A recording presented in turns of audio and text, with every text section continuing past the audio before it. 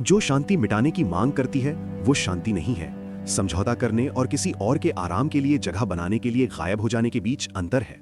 29 साल की समीरा की फैजान से मुलाकात भोपाल में एक नेतृत्व कार्यशाला में हुई। उनका संबंध तात्कालिक था, गहरी बातचीत, साझा मूल्य, महत्वाकांक्षाएं जो एक दूसरे को प्रतिबिंबित करती थीं। 31 वर्षीय फैजान विचारशील और जमीन से जुड़ा हुआ व्यक्ति था। जब वे एक साथ थे तो सब कुछ एकाकार महसूस हुआ। धर्म उनके बीच कभी खड़ा नहीं हुआ। सर्वप्रथम जब बातचीत में शादी शामिल हुई तो विश्वास आगे बढ़ा। फैजान का परिवार शुरू में स्वागत कर रहा था, लेकिन धीरे धीरे बातचीत में बदलाव आया। सुझाव सामने आए, पहले नरम फिर सख्त। क्या आपने अपना विश्वास बदलने पर विचार किया है? इससे सभी के लिए चीजें आसान हो जाएंगी, सिर्फ परिवार की शांति के लिए। सबसे पहले समीरा ने खुद से कहा कि यह समझौता योग्य है। परिवार जटिल थे, लेकिन जैसे जैसे सप्ताह महीनों में बदलते गए, अनुरोध कई गुना बढ़ गए।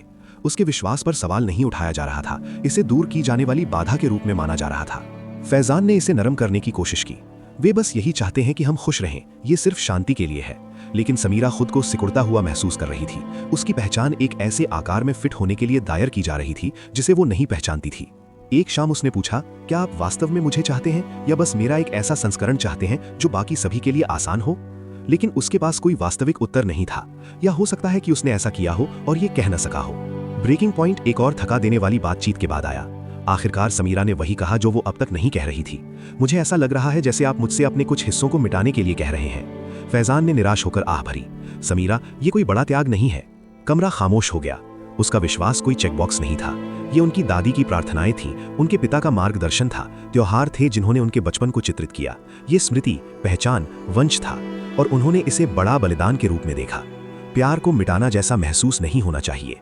उस रात समीरा ने अपना निर्णय ले लिया। कोई ड्रामा नहीं, कोई गुस्सा नहीं।